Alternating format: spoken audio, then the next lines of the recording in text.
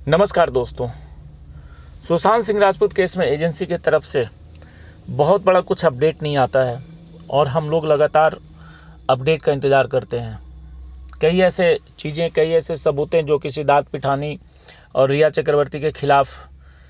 Social media से लेकर के ग्राउंड तक हर जगह घूम रहा है, परंतु उसके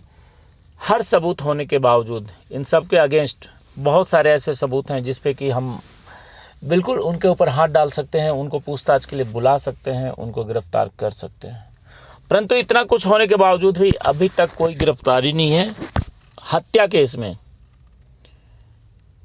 एनसीबी ने तो किया है, एनसीबी ने अपना काम अलग तरीके से कर रही है, लेकिन वो केस ड्रग्स एंगल है।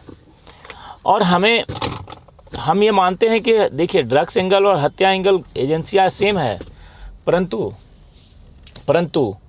ये क्लियर कट हमें चाहिए कि 302 आज तक इस केस में नहीं आया। यानी कि 302 का मामला जब तक दर्ज नहीं होता है तब तक किसी के ऊपर हत्या का केस के अंदर कैसे गिरफ्तारी होगी, कैसे पूछताछ होगा। तो हमारा पहला ये एक मांग होना चाहिए कि 302 के तहत मामला दर्ज हो और उसमें जांच हो और पूछताछ के लिए बुलाया जाए और गिरफ्तारी हो जाए। क्योंकि सिद्धार्थ पिठानी और रिया चक्रवर्ती जिस प्रकार से अपने लाइफ को अब जी रहे हैं, सिद्धार्थ पिठानी तो जेल में है परंतु बहुत इत्मीनान से है, तो हमें लग रहा है कि इन लोगों के ऊपर कोई प्रेशर नहीं है, इनके ऊपर बिल्कुल ही सब कुछ सेट है कि इनको ज़्यादा चिंता करने की ज़रूरत नहीं है। और रिया चक्रवर्ती तो खास करके अपने नॉर्मल लाइफ में है, अपने बॉयफ्रेंड के साथ घूम रही है, अपना कैरियर को साउथ इंडिया की फिल्मों में इस्टेब्लिश करने का पूरा उनका एक प्लान चल रहा है और उसमें वो अपना काम भी कर रही है। परंतु हम ये जानते हैं कि सुशांत सिंह राजपूत की हत्या इन सब ने, गुंडों ने मिलकर के की है और इन सब के खिलाफ जब तक एक बड़ा आंदोलन नहीं होगा, क्योंकि सीबीआई हो या ईडी हो या एनसीबी हो, इनके पास बहुत सारे सबूत हैं परंतु गिरफ्तारी के नाम पे जीरो। और जिस प्रकार से 13 जून की रात की जो घटनाक्रम है और उसमें जो 5-6 लोग इन्वॉल्व थे, सिद्धार्थ पिठानी, रिया चक्रवर्ती और 2 नौकर चाकर जो हैं नीरज केशव, इन सब के खिलाफ जो सबूत मिले, इसके बावजूद भी आज तक कुछ कार्रवाई नहीं हो रही है। और मैं आपको और बताना चाहता हूं कि हमारा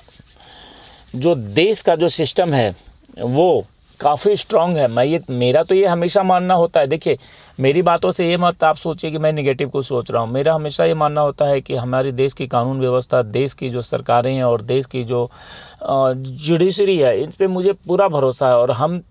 हमें न्याय ज़रूर मिलेगा। और उस रात की घटना, उस रात के जो मोबाइल टावर के लोकेशंस और जो उस रात की जो ये 2-3 लोगों, नीरज केशव और सिद्धार्थ पिठानी के जो बयान हैं, ये बिल्कुल अलग अलग बयान आए थे। तो इसको भी अगर आप गौर से देखें तो यहाँ से भी बहुत सारे सबूत मिलने वाले हैं।